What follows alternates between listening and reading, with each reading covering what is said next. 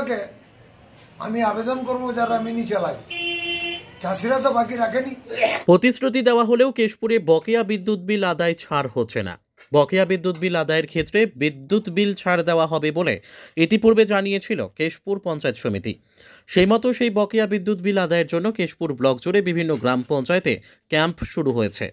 গ্রাম পঞ্চায়েতের সহযোগিতায় ও বিদ্যুৎ দপ্তরের উদ্যোগে বিদ্যুৎ বিল আদায়ে এই ক্যাম্পাস শুরু হয়েছে কয়েকদিন ধরেই, কিন্তু সেখানে বিদ্যুৎ বিলে কোনো রকম ছাড় থাকছে না।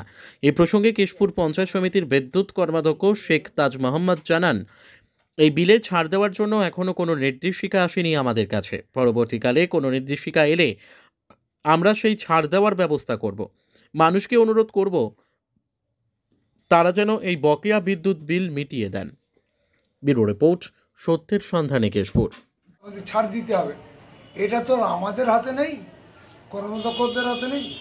এটা যতক্ষণ পর্যন্ত না মমতা বন্দ্যোপাধ্যায় বলে যে বিদ্যুৎ ছাড় বা বিভিন্ন প্রকল্পের মধ্যে দিয়ে সে ছাড়ে, তবেই ছাড় হবে, নাহলে আমাদের তো ক্ষমতা নেই ছাড়ার। আমি করছি, মাঝে মাঝে করেছে, আজকে প্রায় 6-7টা অঞ্চলে ক্যাম্প হয়েছে, আদায় মোটামুটি দিয়েছে। কতটা আমি এখনো বলতে পারছি না।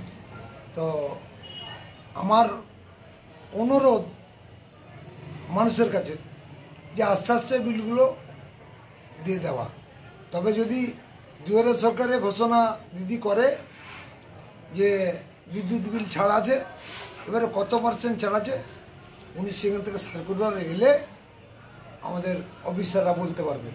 তবে আমি এখন আপাতত বলতে পারবো, যারা বিদ্যুৎ শ্রমিক আছে, যারা অসংগঠিত শ্রমিক কাজ করছে বিদ্যুতের, তাদেরকে কেশপুর শ্রমিক সংগঠনের পক্ষ থেকে, বিদ্যুতের কর্মদক্ষর পক্ষ থেকে অসংখ্য অসংখ্য ধন্যবাদ। ভালো, কিন্তু এখন তো এই চাষের সময় একটা কেটেছে, আবার একটা লেগেছে, পয়সা কিছু কম আছে, এটাকে বারবার করে আদায় করে নিতে হবে। মিনির বিলগুলোকে আমি আবেদন করবো যারা মিনি চালায়, চাষিরা তো বাকি রাখেনি, তারা এই টাকাটা বাকি রাখবে কেন? তাদেরকেও অনুরোধ করব আমি ওই বিদ্যুৎ কর্মদক্ষ হিসাবে, যে সেগুলো যেন তারা কিস্তি করে 2-3 কিস্তি দিয়ে দেয়, সব না দিতে পারলে।